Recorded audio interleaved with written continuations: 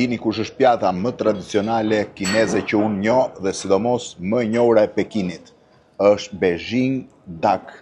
Është kjo këtu që po shihni, merret një pite.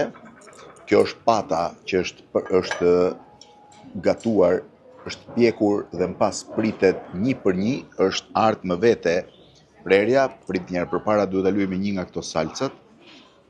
Nuk e di se çfarë është, po di që është nga ushqimet më të mira që kam bërë ndonjëherë, e gjeni edhe në Europë. Këtu vendoset pata, edhe një tjetër më e vogël. Pastaj i shtohen pak kastraveca, një gjë që nuk e di se çfarë është, dhe një gjë e ëmbël që vjen me shije molle, si lloj marmalat molle. E gjitha kjo mbështillet si roll.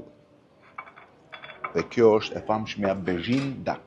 Është më shumë se 500 vjeçare, por në 1864 një restorant i famshëm në Pekin, që i quajnë Dha Rosa e Pekinit, që tani është bërë çen, e inventoi kështu siç është tani.